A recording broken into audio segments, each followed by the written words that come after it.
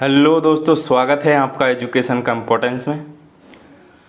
तो दोस्तों, आज हम इस वीडियो में डिस्कस करेंगे कक्षा 10 की जो साइंस है। ये कक्षा 10 की साइंस है और इसका हम चैप्टर नंबर फर्स्ट ही डिस्कस करने वाले हैं, रासायनिक अभिक्रियाएं एवं समीकरण। आप देख सकते हो, रासायनिक अभिक्रियाएं एवं समीकरण वाला चैप्टर हम डिस्कस करेंगे और पूरा डीपली हम इसको पढ़ने वाले हैं। तो ये रीट लेवल सेकंड में सिलेबस है हमारा, उसमें भी है और ये ऐसे करके दिया हुआ है। ये देखिए, यहाँ पर रासायनिक अभिक्रियाएं एवं समीकरण और इसमें उपचयन एवं अपचयन भी ये अलग दिया हुआ है, लेकिन हम इसी चैप्टर में पढ़ने वाले हैं इसको। और जब हम इसको डिस्कस कर लेंगे, इसके बाद में हम जितने भी इम्पोर्टेंट क्वेश्चन बनेंगे, जितने भी टाइप के इम्पोर्टेंट क्वेश्चन बनेंगे, उनको सबको करेंगे। तो बिना किसी देरी के शुरू करते हैं, बिकॉज ये तो आप भी जानते हो, time is the coin of your life. तो सबसे पहले हमारा जो चैप्टर है उसका नाम लिख लेते हैं, रासायनिक अभिक्रियाएं एवं समीकरण। तो दोस्तों, सबसे पहले हम ये डिस्कस करेंगे कि कोई भी रासायनिक अभिक्रिया होती है तो उसमें क्या क्या परिवर्तन देखने को मिलते हैं। इसके लिए हम एक्सपेरिमेंट करते हैं, दो एक्सपेरिमेंट लेते हैं। एक एक्सपेरिमेंट तो हम करते हैं कि जैसे मान लो ये हमारे पास एक फ्लास्क है और इस फ्लास्क में हमने ये फ्लास्क ले लिया और यहाँ पर ये कॉर्क लगा देंगे हम। इसके बाद में यहाँ से एक नली कलेक्ट कर देंगे इसमें। अब इस फ्लास्क में हमने क्या कर दिया, H2SO4 अम्ल भर दिया। इसमें जो एसिड है वो है H2SO4 सल्फ्यूरिक अम्ल भर दिया और इसमें थोड़े से जिंक के दाने डाल दिए। ये दानेदार जिंक है, जिंक धातु। तो यहाँ से क्या होगा, यहाँ पर रासायनिक अभिक्रिया होगी और रासायनिक अभिक्रिया के दौरान क्या बनेगा देखें ज़रा। यहाँ पर जब रासायनिक अभिक्रिया होगी तो यहाँ से बनेगा H2SO4 और जिंक धातु के साथ जब रिएक्शन होगी तो ये बन जाएगा। यहाँ से ये हाइड्रोजन को प्रतिस्थापित कर दिया तो ये बनेगा ZnSO4 प्लस H2। तो ये एक रासायनिक अभिक्रिया हुई। नेक्स्ट अगला एक्सपेरिमेंट करते हैं। यहाँ पर हम एक बर्नर लेते हैं, ये बर्नर लेते हैं एक,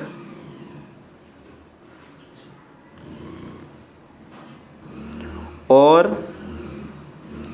इस बर्नर में ये एक मैग्नीशियम रिबन है।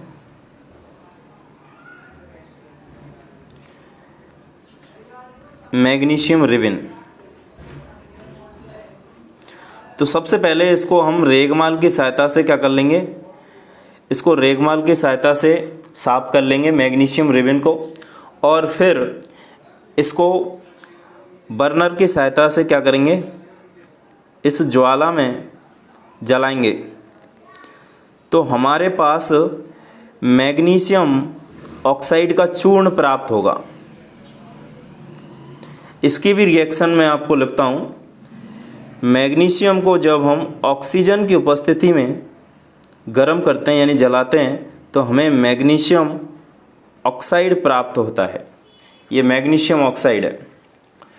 तो हमने दो एक्सपेरिमेंट करे और दोनों एक्सपेरिमेंट से क्या सीखा, हमने दोनों एक्सपेरिमेंट से सीखा कि जब कोई भी रासायनिक अभिक्रिया होती है तो उसमें निम्न प्रकार के चेंजेस होते हैं। कौन कौन से चेंजेस होते हैं उनको लिख लेते हैं हम। तो देखिए, फर्स्ट, इसमें फर्स्ट जो चेंज होगा, अवस्था परिवर्तित हो सकती है।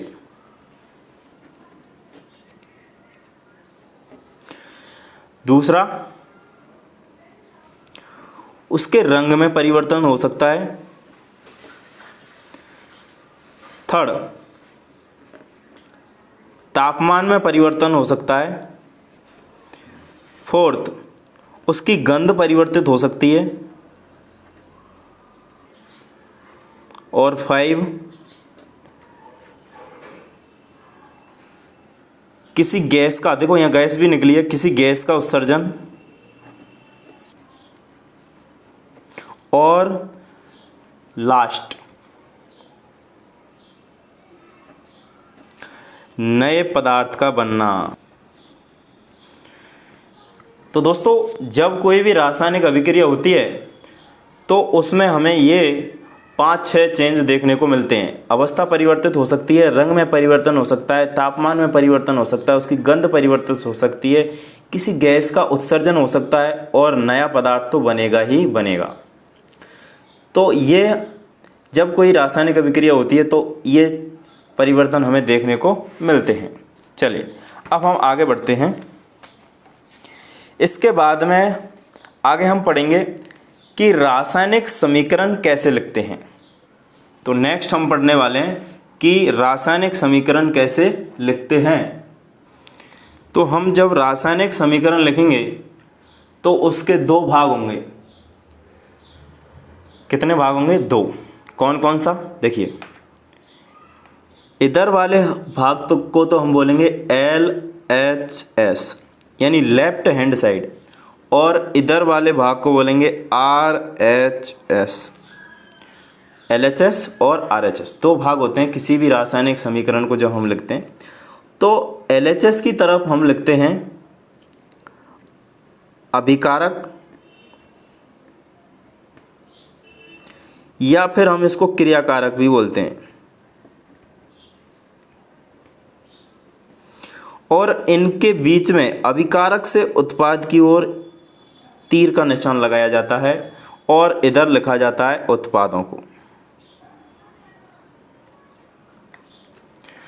तो इस प्रकार से किसी भी रासायनिक समीकरण को हम लिखते हैं और अच्छे से इसको समझते हैं आगे। देखिए, मान लीजिए ए कोई अभिकारक है या क्रियाकारक है, और जब रासायनिक अभिक्रिया हुई तो बी उत्पाद बन गया। तो ये इस प्रकार से हम इसको लिखते हैं। अगर मान लो एक से अधिक, यानी एक से अधिक क्रियाकारक या उत्पाद हैं, तो उनके मध्य में हम प्लस का निशान लगाएंगे। तो मध्य में क्या लगाते हैं? प्लस का साइन लगाते हैं। फॉर एग्जांपल के लिए ए और बी 2 क्या हैं? अभिकारक हैं। तो इनके बीच में हम क्या लगा देंगे? प्लस का निशान। और उत्पाद प्राप्त हो रहे हैं सी और डी, इनके बीच में भी हम प्लस का निशान लगा देते हैं। तो इस प्रकार से हम रासायनिक समीकरण को लिखते हैं। चलिए, ये बात हमने कर ली। अब एक एग्जाम्पल भी ले लेते हैं। हमने यहाँ पर एग्जाम्पल लिया,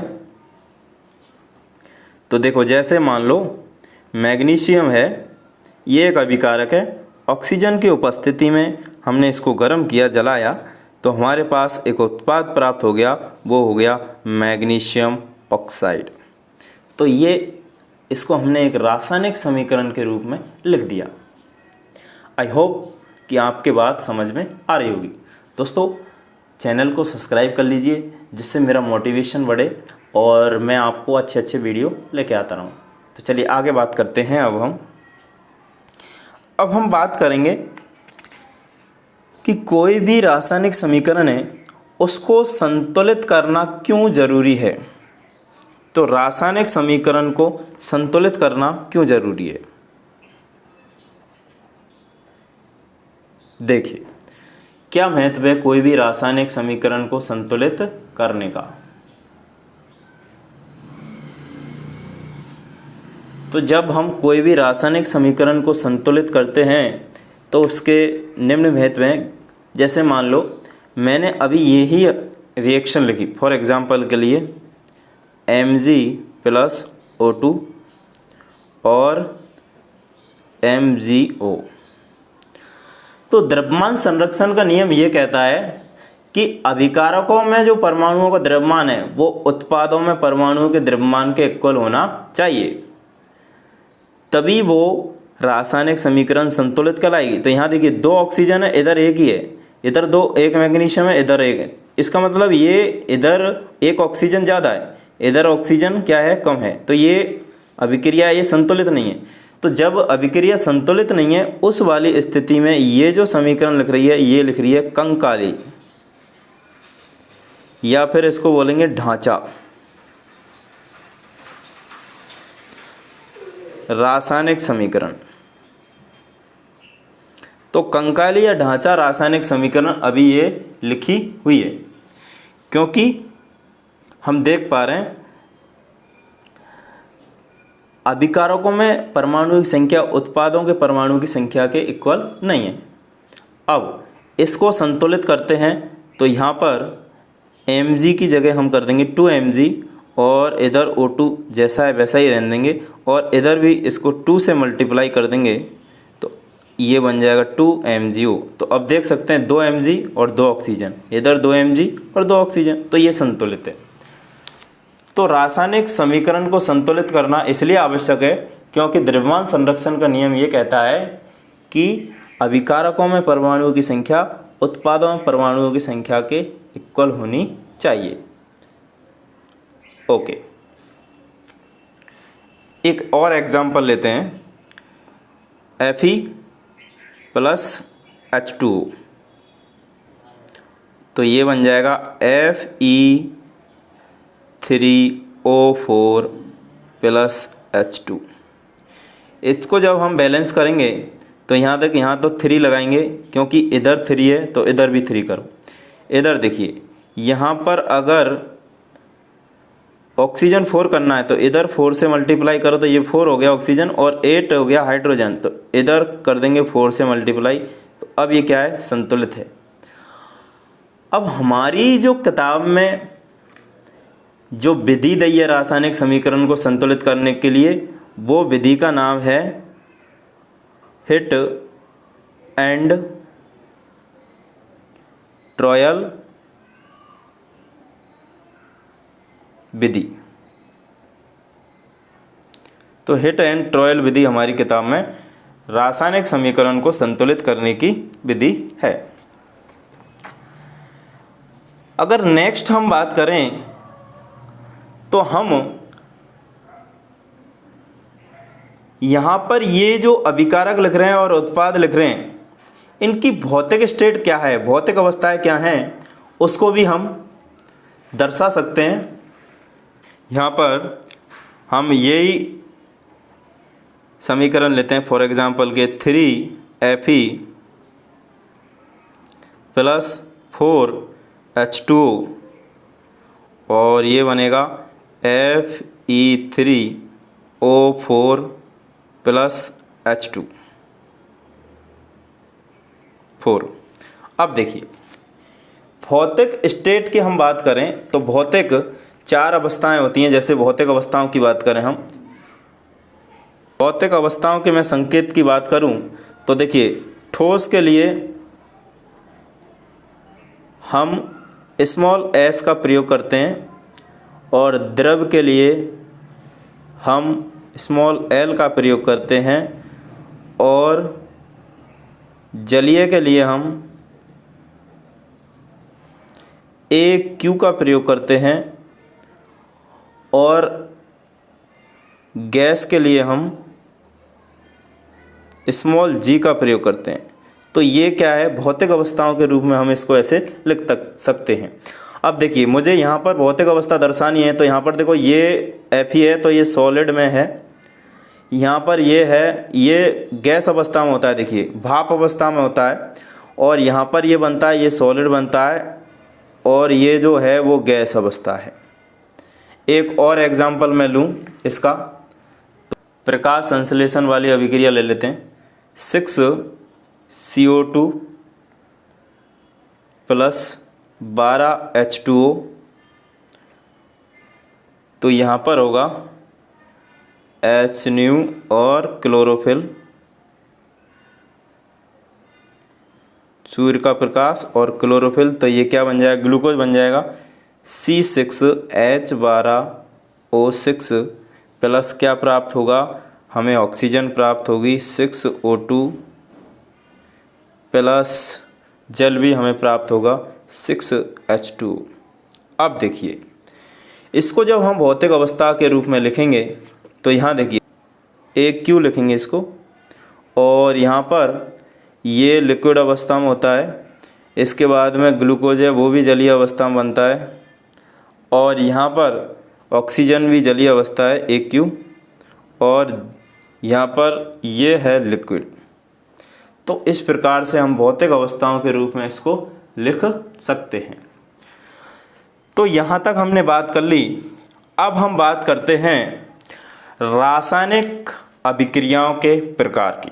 देखिए रासायनिक अभिक्रियाओं के मैं प्रकार की बात करूं तो इसमें सबसे पहली जो रिएक्शन पढ़ेंगे हम, उसमें पहली रिएक्शन आ जाती है संयोजन।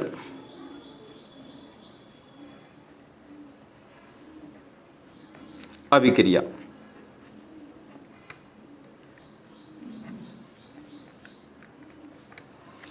फिर हम दूसरी पढ़ेंगे ऊष्माक्षेपी।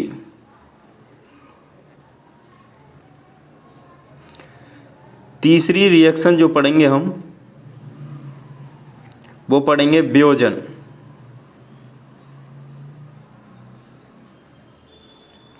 और चौथी रिएक्शन जो पढ़ेंगे वो पढ़ेंगे ऊष्माशोषी।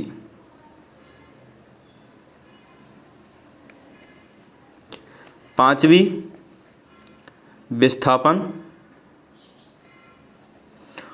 और छठवीं पढ़ेंगे हम द्विविस्थापन, और सातवीं हम जो पढ़ने वाले हैं ये हमारा जो अलग से दी हुई है वो पढ़ेंगे हम उपचयन अपचयन।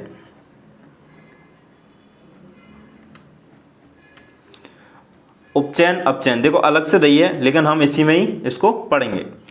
तो बारी बारी से एक एक अभिक्रिया को पढ़ते जाते हैं और उनके एग्जाम्पल भी साथ में देखते जाते हैं। तो सबसे पहले हम रिएक्शन लेते हैं संयोजन।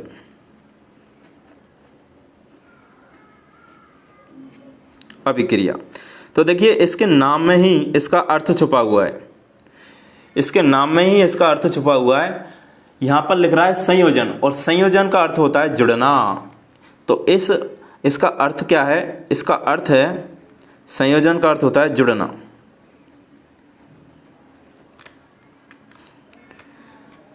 तो यहाँ पर क्या होता है, जब दो या दो से अधिक क्रियाकारक मिलकर एक उत्पाद का निर्माण करते हैं तो ऐसी अभिक्रिया को बोलते हैं हम संयोजन अभिक्रिया।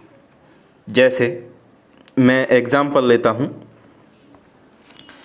देखो मैं दोबारा बता रहा हूँ कि दो या दो से अधिक अभिकारक मिलकर एक उत्पाद का निर्माण कर देते हैं, ऐसी अभिक्रिया को हम बोलेंगे संयोजन अभिक्रिया। तो यहाँ पर जैसे मान लो CaO, ये है कैल्शियम ऑक्साइड, इसका नाम क्या है?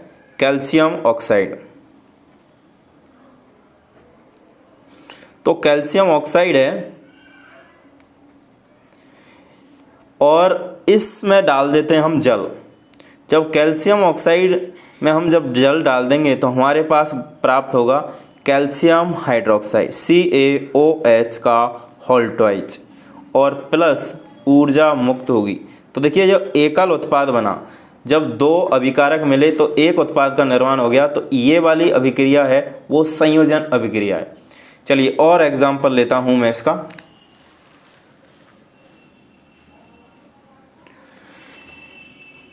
मान लो कार्बन है और इसका हमने दहन कर दिया तो हमें कार्बन डाइऑक्साइड प्राप्त हो जाएगी। तो ये भी एक संयोजन अभिक्रिया का उदाहरण है, और ये है कार्बन का कोयले का दहन।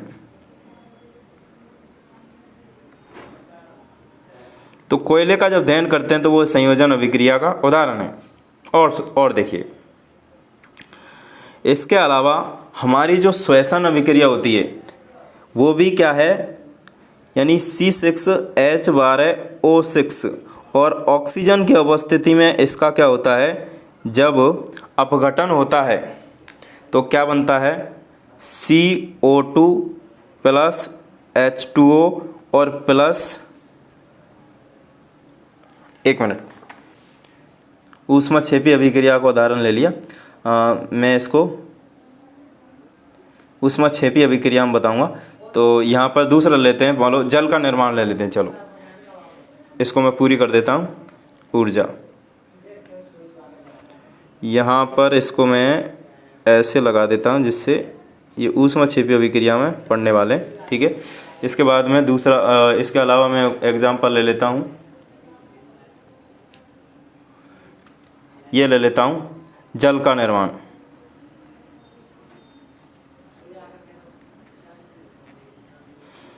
H2 प्लस O2 क्या बन जाएगा, H2O बन जाएगा, और यहाँ लगा देते हैं 2, ठीक है। तो यहाँ पर भी 2H2 प्लस O2। तो जल का निर्माण ये क्या है, संयोजन अभिक्रिया है। ओके, दो अभिकारक थे, एक उत्पाद का निर्माण किया और ऐसी अभिक्रिया संयोजन अभिक्रिया कहलाई। ओके, अब यहाँ पर कुछ फैक्ट मैं आपको बताने वाला हूँ। यहाँ पर ये जो कैल्शियम ऑक्साइड है आप देख पा रहे हो, CaO, ये है कैल्शियम ऑक्साइड। इस कैल्शियम ऑक्साइड को हम बिना बुझा चूना भी कहते हैं।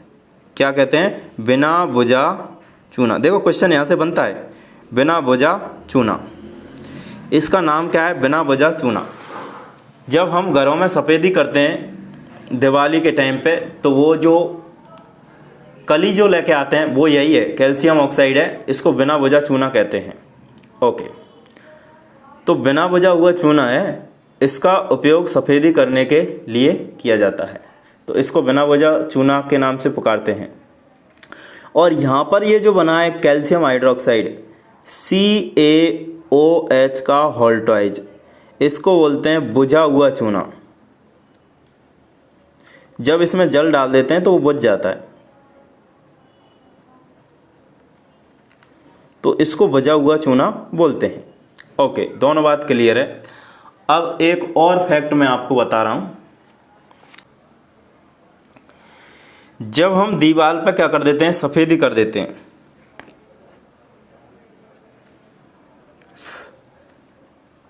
दीवार पर जब कर देते हैं हम सफ़ेदी,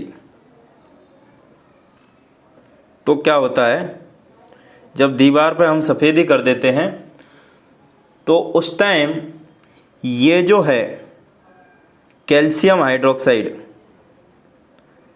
देखिए जब हमने कैल्शियम ऑक्साइड में जल डाला तो कैल्शियम हाइड्रोक्साइड होना, और कैल्शियम हाइड्रोक्साइड क्या है, एक घोल बन गया। अब इसकी हम कर देते हैं सफ़ेदी। अब यहाँ से क्या होगा, देखिए यहाँ से कार्बन डाइऑक्साइड है वो क्या हो जाएगी, सॉरी ये कैल्शियम हाइड्रोक्साइड है, ये कार्बन डाइऑक्साइड से, वायुमंडल की जो कार्बन डाइऑक्साइड है उससे करेगा ये रिएक्शन, और एक श्वेत रंग का पदार्थ बना लेता है जिसको बोलते हैं हम कैल्शियम कार्बोनेट, और जल होता है वो निष्कासित हो जाता है, उड़ जाता है।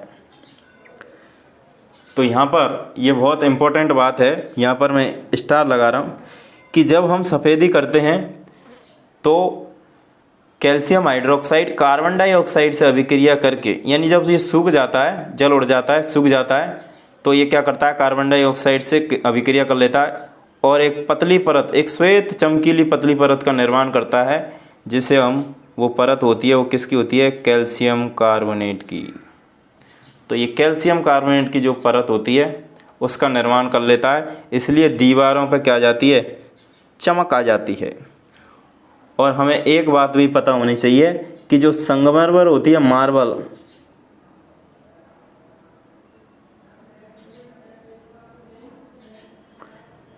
संगमरमर का सूत्र भी क्या होता है, CaCO3 भी होता है।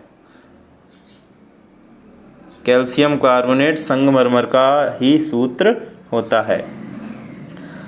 तो संयोजन अभिक्रिया से संबंधित ये हमने बातें की। इसमें कोई भी मैंने कुछ छोड़ा नहीं है, बिल्कुल सब कुछ बताया है कि जब दीवार पे हम सफ़ेदी करते हैं तो चमक क्यों आती है, क्योंकि कैल्शियम हाइड्रोक्साइड होता है, जब सूख जाता है और कार्बन डाइऑक्साइड से अभिक्रिया कर लेता है तो कैल्शियम कार्बोनेट प्राप्त हो जाता है और ये क्या होता है, एक श्वेत चमकीला पदार्थ होता है। इसलिए सफ़ेदी करने के बाद दीवारों पर क्या आ जाती है, चमक आ जाती है। चलिए आगे बात करते हैं। तो इसमें मैंने कुछ भी नहीं छोड़ा। अब हम बात करते हैं दूसरी अभिक्रिया है हमारी ऊष्माक्षेपी। नंबर सेकंड है ऊष्माक्षेपी। देखो इसके नाम से ही पता चल रहा होगा कि इसमें क्या होती है, ऊष्मा का उत्सर्जन होता है। ऊष्माक्षेपी मतलब ऊष्मा का उत्सर्जन। तो अभिक्रिया जिसमें उत्पाद के साथ साथ ऊष्मा का भी उत्सर्जन हो, ऐसी अभिक्रिया को ऊष्माक्षेपी अभिक्रिया कहते हैं। चलिए इसके लिए पहला जो एग्जाम्पल है वो मैं ये ले रहा हूँ। चलिए ये वाला एग्जाम्पल लेता हूँ मैं। ये लिख रहा, इसमें देखो ऊष्मा उत्सर्जित हो रही है, तो ये वाला एग्जाम्पल लेते हैं। जब कैल्शियम ऑक्साइड यानी कली में हम क्या डाल देते हैं, जल डाल देते हैं। तो जब कली में जल डालते हैं तो हम देखते हैं कि बहुत ज़्यादा गर्म हो जाता है जो भी पात्र होता है। तो कैल्शियम हाइड्रोक्साइड हमें प्राप्त हो जाएगा और पात्र है वो गर्म हो जाएगा तो क्या निकलेगी, ऊर्जा निकलेगी, ऊष्मा निकलेगी। तो ये एक ऊष्माक्षेपी अभिक्रिया है। ये कैसी अभिक्रिया है, एक ऊष्माक्षेपी अभिक्रिया। दूसरा एग्जाम्पल लेता हूँ। हमारे घरों में जो मीथेन होती है, मीथेन या हम बोल सकते हैं प्राकृतिक गैस,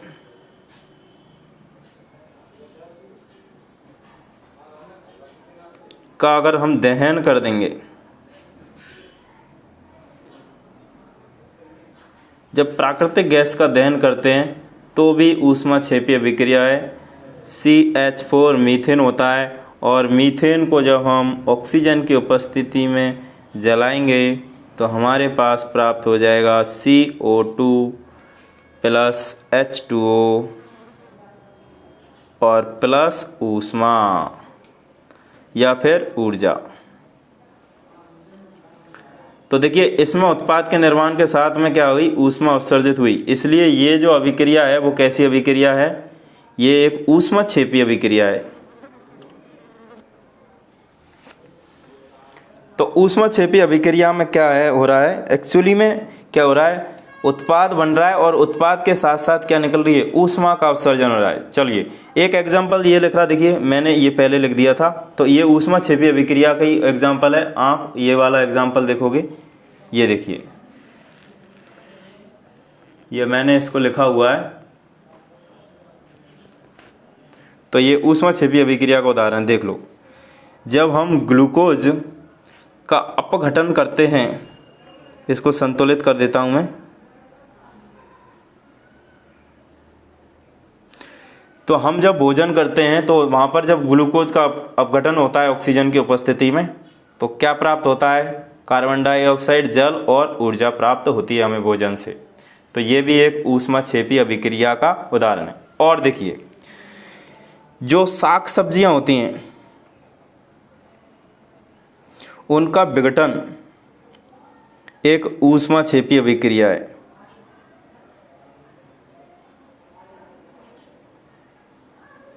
साग सब्जियों का जो विघटन हो जाता है, आप देखोगे एकदम गरम गरम ही, यानी वो कंपोस्ट जब बन जाती हैं, साग सब्जियों का जब विघटन होकर वो क्या बन जाती है, कंपोस्ट बन जाती है। तो वहाँ से क्या होता है, हीट निकलती है। तो वो भी एक ऊष्माक्षेपी अभिक्रिया का उदाहरण है।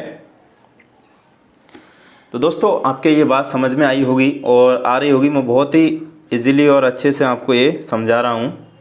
और अगर आप चैनल पर नए हैं तो चैनल को सब्सक्राइब ज़रूर कर लें, इससे हमें मोटिवेशन मिलेगा, आपको वीडियो मिल जाएगी। हम मेहनत इसलिए करते हैं कि आप भी कुछ सीखो और हम भी आपको कुछ सिखाएं। चलिए आगे हम बात करते हैं। अब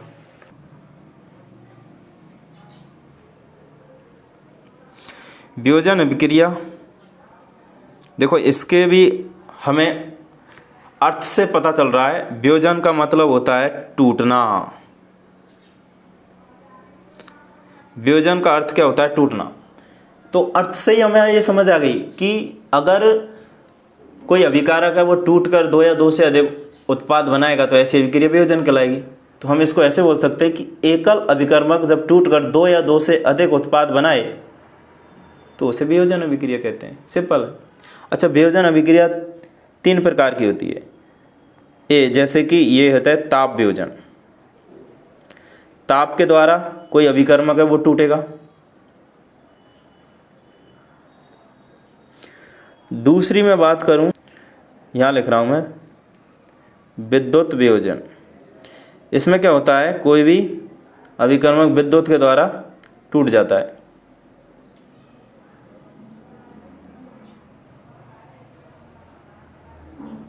और नंबर 3 है प्रकाश वियोजन।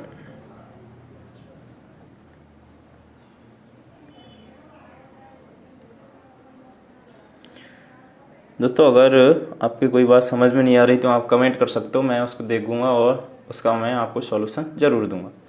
तो 3 प्रकार की होती है, ताप वियोजन, विद्युत वियोजन और प्रकाश वियोजन। इम्पोर्टेंट है। अच्छा, इस वियोजन अभिक्रिया को हम अपघटन अभिक्रिया के नाम से भी जानते हैं। इस वियोजन अभिक्रिया का दूसरा नाम भी मैं आपको बता दूं तो वो है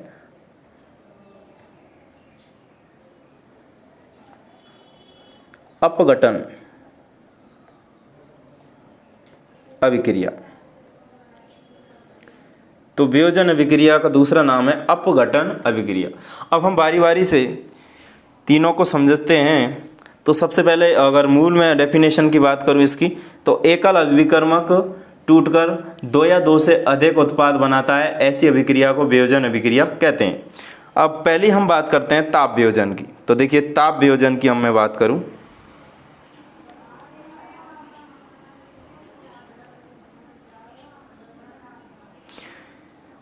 तो ऐसी अभिक्रिया जिसमें एकल अभिकर्मक ताप के द्वारा टूटकर दो या दो से अधिक उत्पाद बनाता है। तो जब हम किसी पदार्थ को ताप देंगे तो दो या दो से अधिक उत्पाद बनेंगे। जैसे पहला एग्जाम्पल देता हूँ, अगर मेरे पास है फेरस सल्फेट FeSO4, इसका नाम है फेरस सल्फेट। और फेरस सल्फेट को जब मैं दे देता हूँ हीट, जब मैं इसको गर्म कर देता हूँ, इसको ऊष्मा दे देता हूँ, देखो ये डेल्टा सा जो चिन्ह बनाया वो हीट का चिन्ह है। तो जब मैं इसको हीट दूंगा तो मेरे पास बन जाएगा Fe2O3, फेरिक ऑक्साइड प्राप्त होगा। ये है फेरिक ऑक्साइड।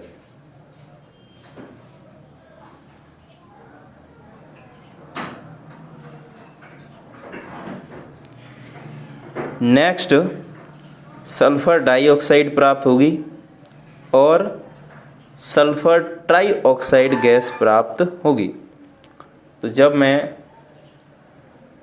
फेरस सल्फेट को गर्म करूंगा तो इस प्रकार से ये टूट जाएगा। यानी फेरस सल्फेट का फेरिक ऑक्साइड, सल्फर डाइऑक्साइड और सल्फर ट्राइऑक्साइड में क्या हो जाएगा? वियोजन हो जाएगा। ये सल्फर डाइऑक्साइड है और ये है सल्फर ट्राइऑक्साइड।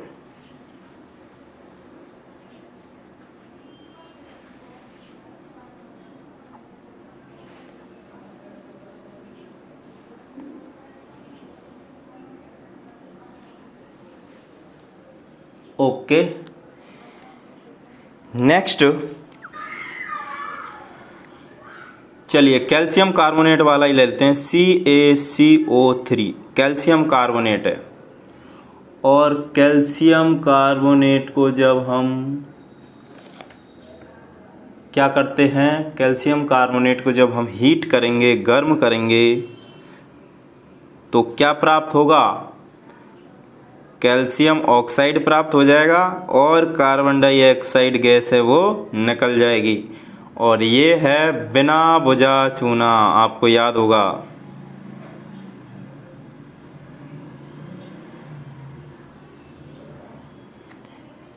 और देखिए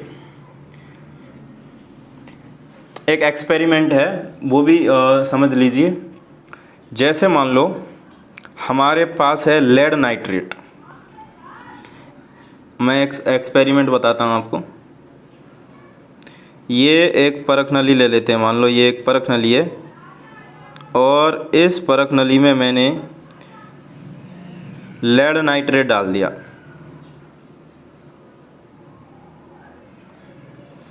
लेड नाइट्रेट जब डाल देंगे, इसको लिख देंगे PbNO3 का होल्टोइच। ये लेड नाइट्रेट है और जब हम इसको बर्नर से गर्म करते हैं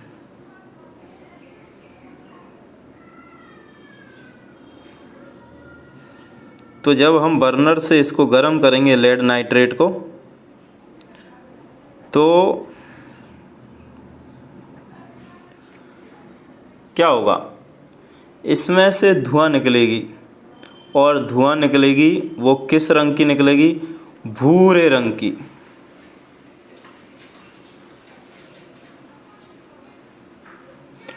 भूरे रंग की धुआं निकलती है। इसका क्या मतलब है, इसका मतलब है कि जब हम लेड नाइट्रेट को गर्म करते हैं, लेड नाइट्रेट को क्या करते हैं, हीट करते हैं, गर्म करते हैं, तो यहाँ से एक तो लेड ऑक्साइड प्राप्त होगा प्लस NO2 नाइट्रोजन डाइऑक्साइड और प्लस O2, ये हमें प्राप्त होगा। इसको संतुलित कर देते हैं, इसको 2 इसको 2 और यहाँ 4।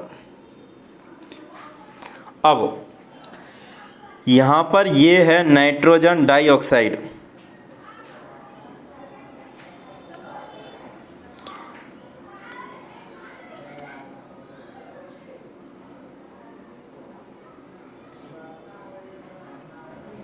नाइट्रोजन डाइऑक्साइड है, वो भूरे रंग की धुआं छोड़ती है। तो ये भूरे रंग की धुआं इसकी होती है।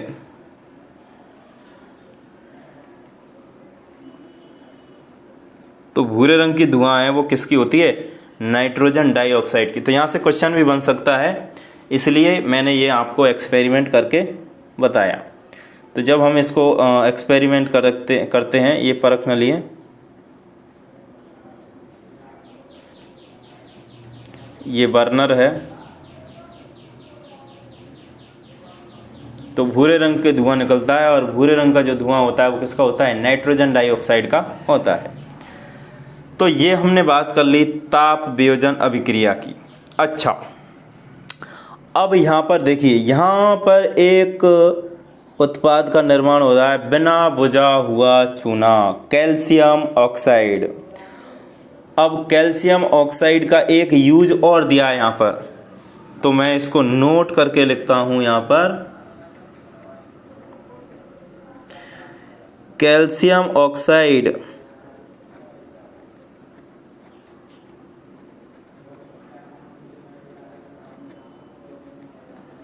और सूत्र है इसका CaO, कैल्शियम ऑक्साइड का उपयोग सीमेंट निर्माण में भी होता है। सीमेंट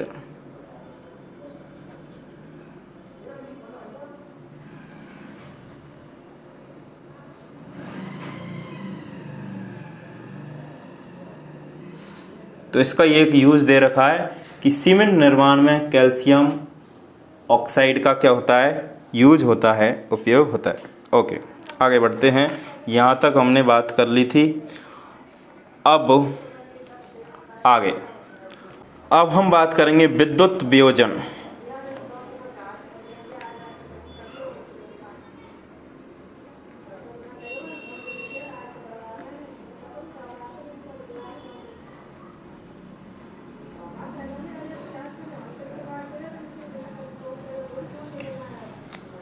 ऐसी अभिक्रिया जिसमें एकल अभिकर्मक विद्युत के द्वारा टूटकर या वियोजित होकर 2 या 2 से अधिक उत्पाद बनाता हो, क्लियर, वियोजन अभिक्रिया कहलाती है। और इसके लिए बहुत ही फेमस एग्जाम्पल है, वो है जल का वैद्युत अपघटन। सबसे पहले हम इसके लिए जल के वैद्युत अपघटन को समझते हैं। जैसे मान लो यहाँ पर हमने एक मग ले लेते हैं, ये लो, यहाँ पर हम एक मग लेते हैं और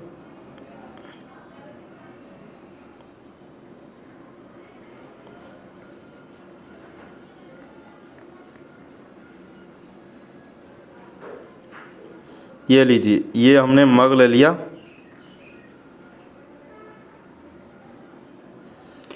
ये है मग। मैं एक्सपेरिमेंट बता रहा हूँ आपको, इसका एक्सपेरिमेंट है बहुत ही फेमस।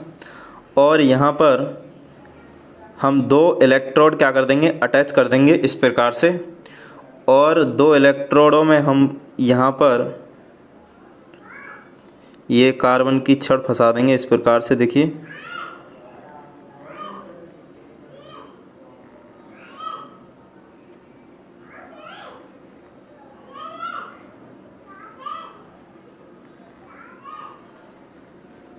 ओके, इसमें हम इतना जल भर देंगे कि ये दोनों डूब जाएं। तो ये जल भर दिया हमने।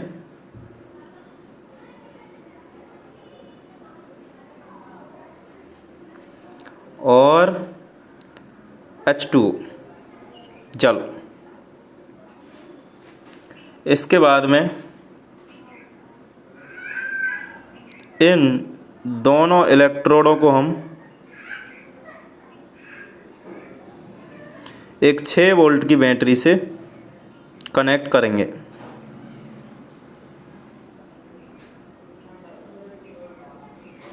एक 6 वोल्ट की बैटरी है, उससे हम क्या कर देंगे, इनको कनेक्ट कर देंगे।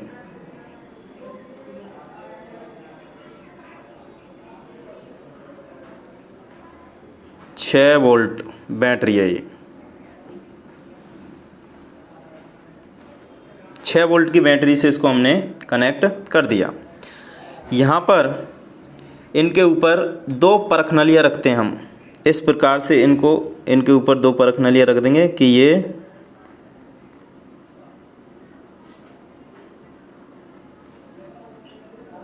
परख नली है, इनके ऊपर आंशिक रूप से डूबी होनी चाहिए ये परख नली, इस प्रकार से। तो आंशिक रूप से डूबी हुई परख नली इन पर रख देते हैं इस प्रकार से।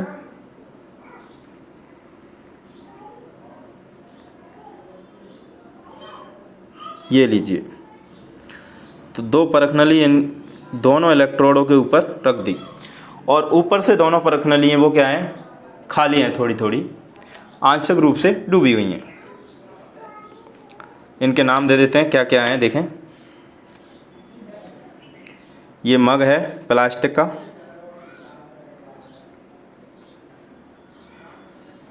और यहाँ पर इसको हम मान लेते हैं एनोड, इसको मान लेते हैं कैथोड। ये बैटरी है ही। इसके बाद में यहाँ पर एक स्विच और लगा देते हैं, ये लो एक स्विच है। और ये परख नली हैं।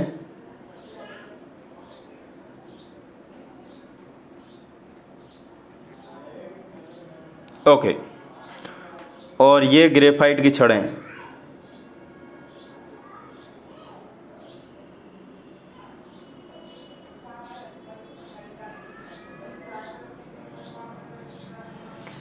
अब क्या होगा, जब यहाँ से हम स्विच चालू करते हैं और इसमें 2-3 बूंद हम क्या डाल देंगे, H2SO4 की डाल देंगे इसमें 2-3 बूंद। क्यों डालेंगे, उसका रीज़न ये है, 2-3 बूंद H2SO4 अम्ल, ताकि जो आयनों का प्रवाह है वो अच्छा हो।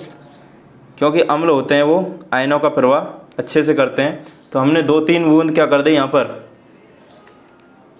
H2SO4 की डाल दी। अब जब हम विद्युत धारा प्रवाहित करेंगे और इसको थोड़ी देर छोड़ देते हैं तो हम क्या देखेंगे, हम देखते हैं कि यहाँ पर इन इलेक्ट्रोडों पर बुलबुले बनना शुरू होते हैं। इन पर इस प्रकार से बुलबुले बनना शुरू हो जाते हैं और जल का अपघटन होना शुरू हो जाता है। और जल का जब अपघटन होगा तो देखिए क्या बनेगा वो बताते हैं आपको। जल का जब विद्युत अपघटन होता है तो यहाँ पर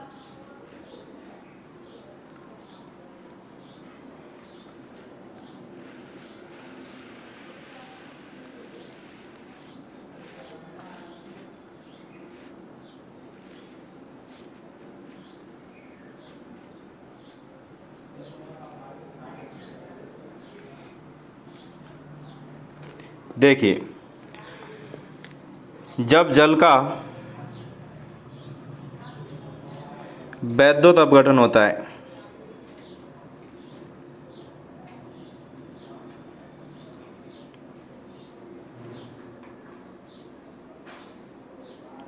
तो क्या होता है। H2O जल का सूत्र है और इसका कर देंगे विद्युत अपघटन।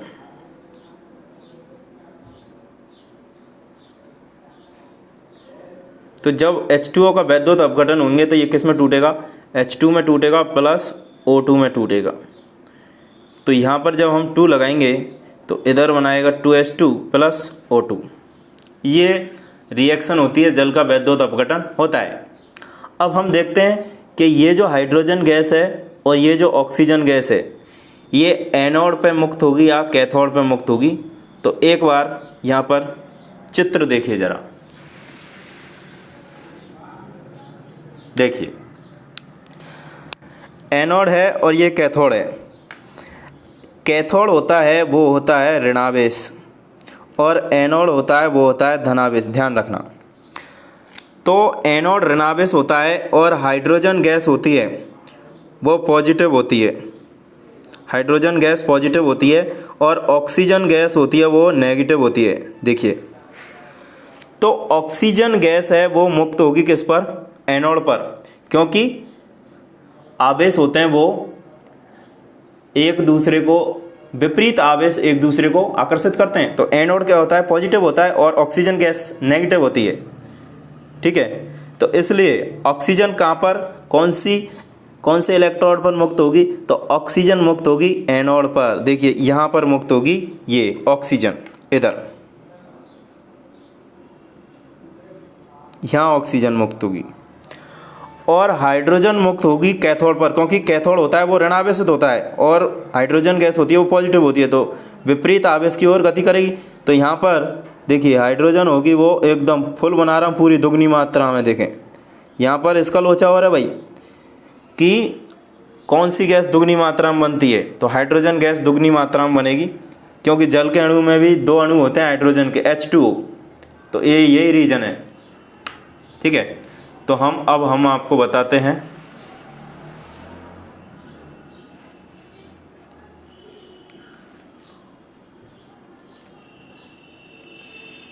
तो यहाँ पर ये देखिए, जल का जब वैद्युत अपघटन होगा तो H2 गैस है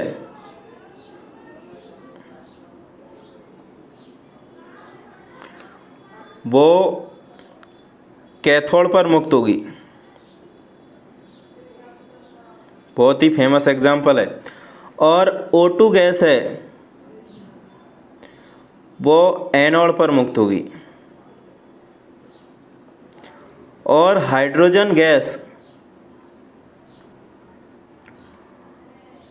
O2 की तुलना दुगनी मात्रा में प्राप्त होगी। समीकरण में भी देख लो, हम इस समीकरण में देख रहे हैं कि हाइड्रोजन गैस है वो दुगनी मात्रा में बन रही है। वो इसलिए बन रही है कि जल का जो सूत्र होता है उसमें दुगनी मात्रा में होती है हाइड्रोजन, इसलिए वो दुगनी मात्रा में प्राप्त होती है। तो ये हो गया जल का वैद्युत अपघटन। अब हम तीसरी अभिक्रिया की ओर बढ़ते हैं और तीसरे प्रकार की ओर बढ़ेंगे, उसमें हम पढ़ेंगे सी और सी, अच्छा ये बी है, वो सी है और वो है प्रकाश अपघटन।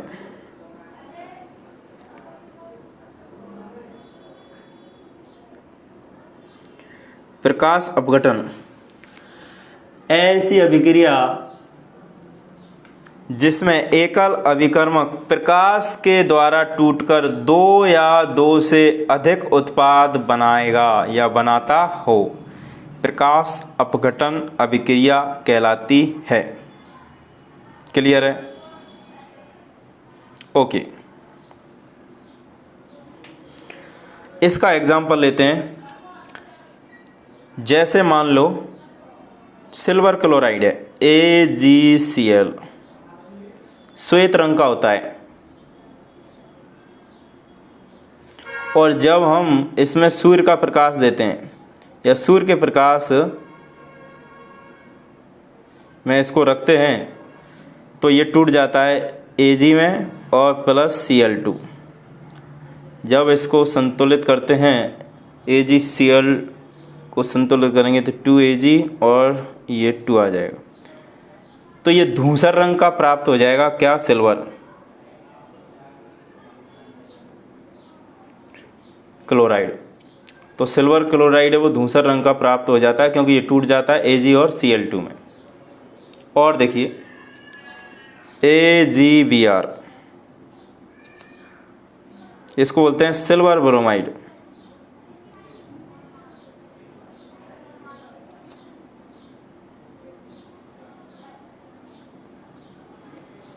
जब इसको सूर्य का प्रकाश देंगे तो ये बन जाएगा Ag प्लस Br2 और 2 लगा देंगे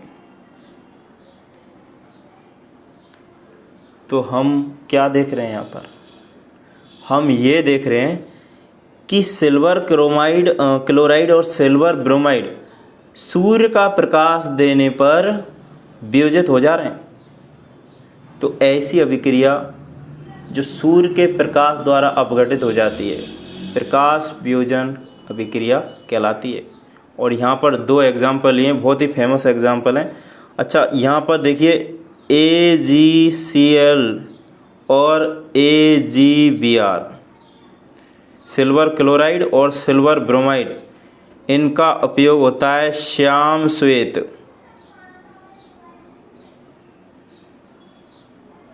फोटोग्राफी में।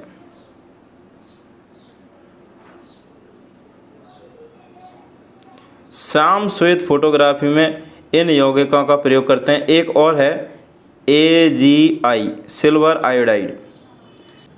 तो ये वियोजन अभिक्रिया यहाँ पर हो जाती है, क्या? पूर्ण हो जाती है। ये देखिए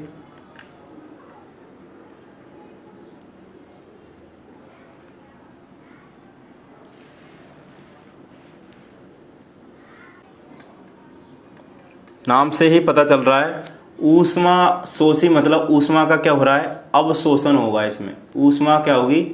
अवशोषित होगी। तो ये ऊष्मा शोषी अभिक्रिया में क्या होगी? ऊष्मा का हो जाएगा अवशोषण। ओके, ऐसी अभिक्रिया जिसमें ऊष्मा का क्या होता है? अवशोषण होता है, ऊष्मा ग्रहण की जाती है, ऊष्मा शोषी अभिक्रिया कहलाती है। इसके अभी एग्जाम्पल हम इसमें से ही लेंगे, काफ़ी एग्जाम्पल हमने बता दिए। जैसे मैं मान लो ये एग्जाम्पल ले लेता हूँ,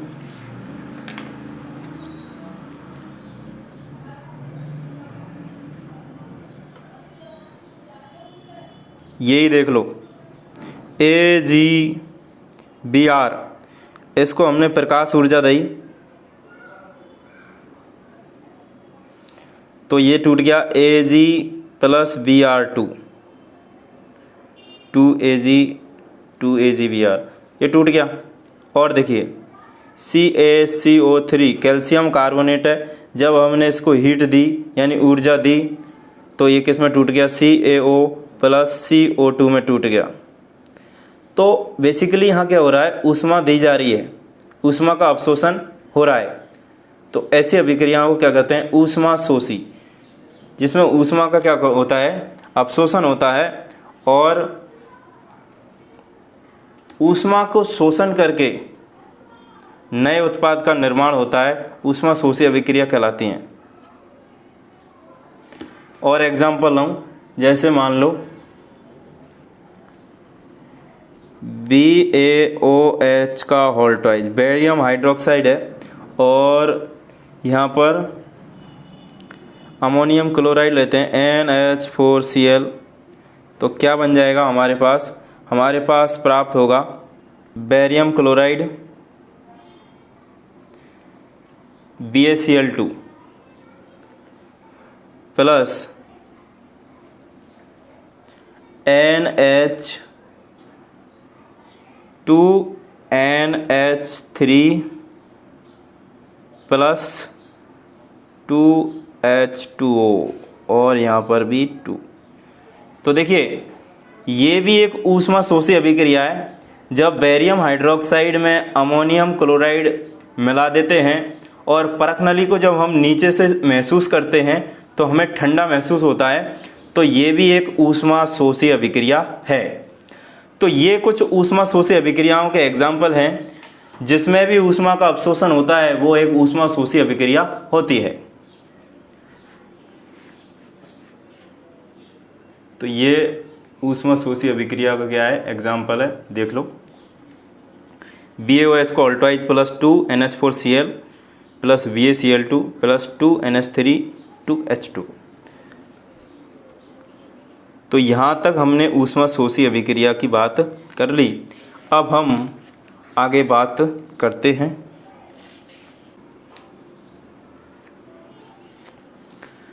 तो विस्थापन अभिक्रिया की हम बात करते हैं। देखिए विस्थापन अभिक्रिया में क्या है, एक्चुअली में क्या है, हमें विस्थापन जब भी अभिक्रिया करवाएंगे तो हमें ये पता होना चाहिए कि कौन सा तत्व ज़्यादा अभिक्रियाशील है। अगर कोई भी यौगिक होगा और जब हम उस यौगिक की अभिक्रिया करवाएंगे किसी तत्व से, तो हमें ये मालूम होना चाहिए कि वो जो यौगिक है, जिस तत्व की हम अभिक्रिया करवा रहे हैं, वो उस यौगिक में उपस्थित तत्व से ज़्यादा अभिक्रियाशील होना चाहिए, वरना अभिक्रिया संपन्न नहीं होगी। तो सबसे पहले मैं आपको कुछ तत्वों की अभिक्रियाशीलता का क्रम बता देता हूँ। तो सबसे पहले हम लेते हैं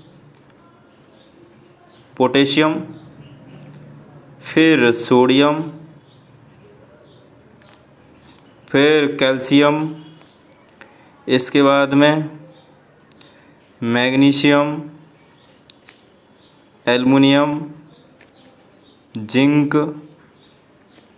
iron, lead,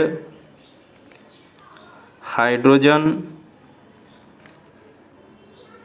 copper, mercury, Ag और Au, चांदी और सोना। तो ये मैंने अभिक्रिया का शीलता का घटता क्रम, ये सर्वाधिक सबसे कम,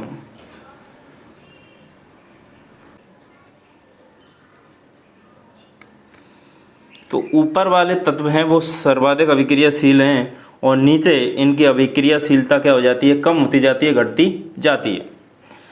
तो अब देखिए विस्थापन अभिक्रिया की मैं अगर बात करूं तो इसकी मैं क्या बोलूँगा, इसकी डेफिनेशन कैसे दूंगा।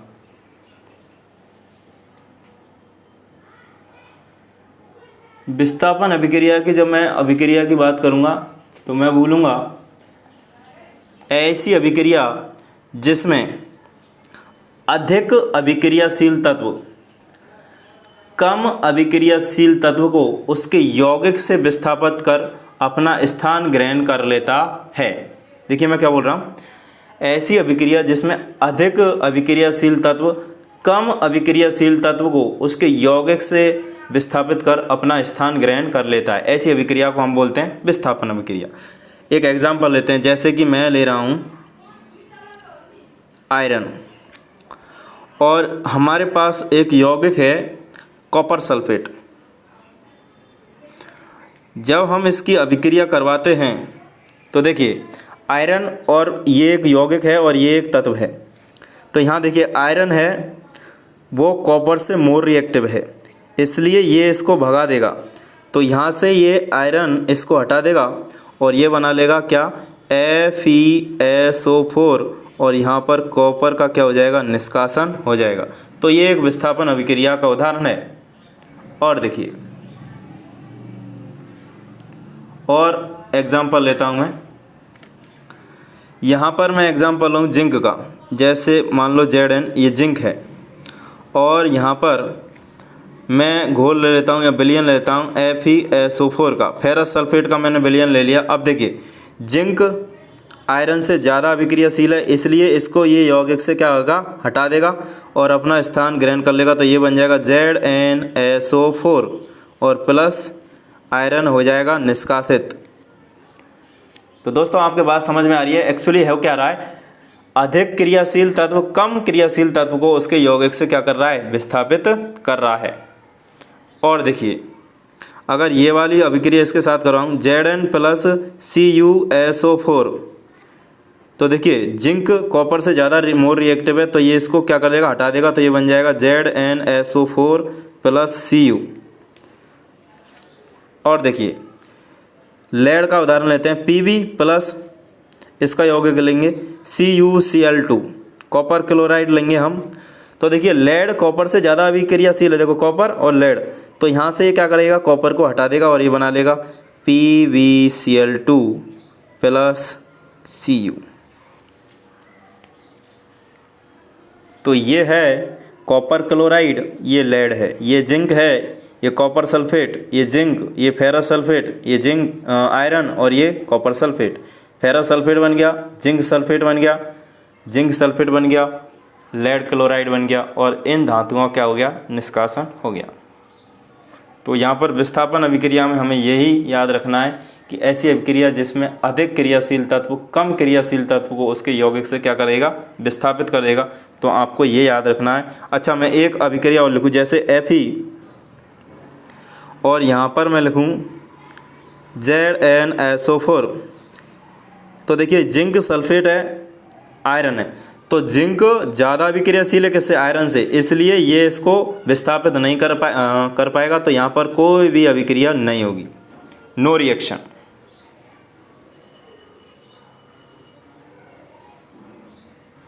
और देखिए अगर मैं कॉपर सल्फेट के विलयन में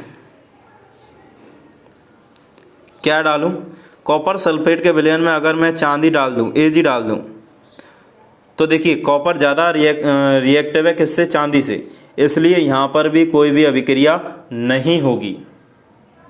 तो दोस्तों जब कोई भी विस्थापन अभिक्रिया जब होती है, जब क्या होता है, जो यौगिक में जो तत्व होता है, बाहर जो तत्व है उससे कम अभिक्रियाशील हो। यानी अब यहाँ देख रहे हो, यहाँ तो कॉपर है, वो Ag से ज़्यादा क्या है, अभिक्रियाशील है, इसलिए ये इसको निकाल नहीं पाएगा। तो ये चीज़ आपको याद रखनी है, किसमें, विस्थापन अभिक्रिया में। ओके, तो ये अभिक्रिया का शीलता का क्रम है, इसको आप याद रख सकते हो। नेक्स्ट दोस्तों PDF आपको मिल जाएगी, जो भी मैं लिख रहा हूँ इसकी PDF मैं उपलब्ध करवा दूंगा। अब द्विविस्थापन अभिक्रिया में क्या होता है, देखिए द्विविस्थापन अभिक्रिया में अभिकारकों के मध्य आयनों का क्या होता है, आदान प्रदान होता है। बस आपको इतना याद रखना है कि ऐसी अभिक्रिया जिसमें अभिकारकों के मध्य आयनों का आदान प्रदान होता हो, द्विविस्थापन अभिक्रिया कहलाती है। इसके एग्जाम्पल लेते हैं, जैसे मान लो सोडियम सल्फेट है Na2SO4, ये है सोडियम सल्फेट।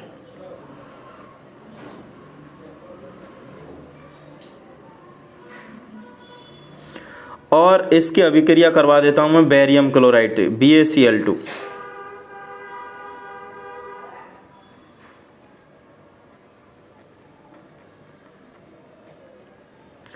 जब इसकी अभिक्रिया करवाएंगे तो यहाँ देखिए ये sodium plus 1 sulphate -2 Ba plus 2 Cl -1, तो आयनों का आदान प्रदान हो जाएगा। ये सोडियम इस क्लोराइड के साथ जुड़ जाएगा, तो ये बनाएगा NaCl सोडियम क्लोराइड प्लस ये सल्फेट इसके जाएगा तो बेरियम सल्फेट BaSO4, और ये अपक्षेप होता है, मतलब एक बेस्ट पदार्थ, तली में जमने वाला पदार्थ होता है ये सोडियम क्लोराइड।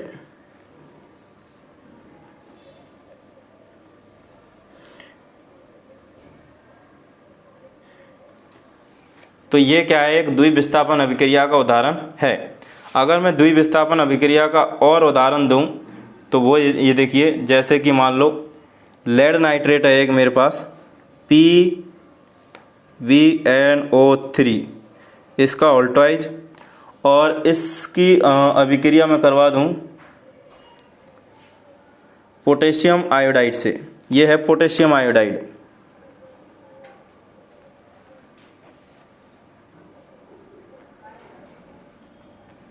तो ये बन जाएगा मेरे पास में potassium iodide plus KNO3, potassium nitrate बन जाएगा और पोटेशियम आयोडाइड मुझे प्राप्त होगा। तो ये भी एक द्विविस्थापन अभिक्रिया है, NO3 माइनस। तो इस प्रकार से PbI2 बनेगा ये, क्योंकि ये +2 में होता है लेड, तो PbI2 बनेगा प्लस पोटेशियम नाइट्रेट प्राप्त होगा। तो ये एक द्विविस्थापन अभिक्रिया का उदाहरण है। इसमें क्या होता है, आयनों के मध्य में, अभिकारकों के मध्य में आयनों का क्या होता है, आदान प्रदान होता है। बस यही याद रखना है द्विविस्थापन अभिक्रिया में। नेक्स्ट हम बात करेंगे उपचयन अपचयन अभिक्रिया की, और उपचयन अपचयन अभिक्रिया है वो अलग से दी हुई है। तो दोस्तों ये वीडियो काफ़ी बड़ा हो गया है, तो ये दूसरे वीडियो में मैं आपको इसको समझाऊंगा। तब तक के लिए जय हिंद जय भारत, और बने रहिए वीडियो में, और चैनल को सब्सक्राइब कर दीजिए।